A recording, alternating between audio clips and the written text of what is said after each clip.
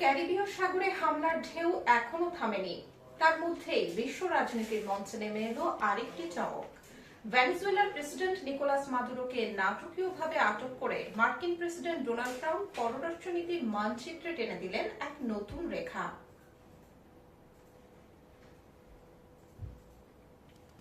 1823 সালের ঐতিহাসিক মনরো ডক্ট্রিনের ধুলো ঝেড়ে ট্রাম্প হাজির করলেন নতুন সংস্করণ মনরো ডক্ট্রিন।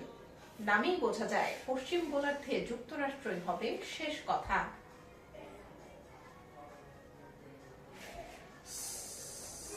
মাত্র শুরু। মার্কিন কূটনৈতিক মহল থেকে আভাস মিলছে বিশ্বের আরো অন্তত 5টি দেশ এখন ট্রাম্পের নজরদারির আওতায়। থেমে গেল কেন? হলে যুক্তরাষ্ট্র কঠোর ব্যবস্থা নেবে।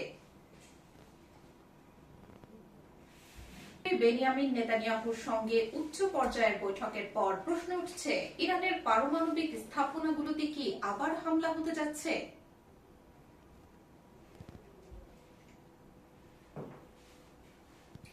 উত্তেজনার শেষ প্রান্তে ট্রাম্পের দৃষ্টি থেমেছে কিউবার দিকে। ভেনেজুয়েলার তেল সরবরাহের উপর নির্ভরশীল কিউবা ইতিমধ্যেই অর্থনৈতিক পতনের দ্বারপ্রান্তে। মাদুরোর পতন ঘটলে কিউবার কমিউনিস্ট সরকারের মেরুদণ্ড এমনিতেই ভেঙে পড়বে। তাই সরাসরি সামরিক হস্তক্ষেপের প্রয়োজন নেই, কাজ করবে সময়ই।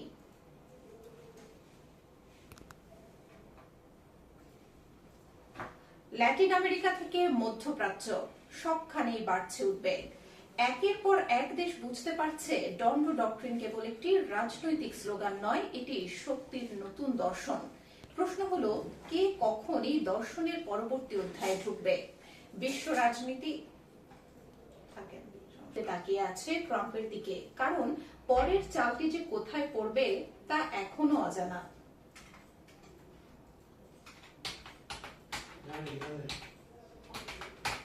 খেলা শেষ।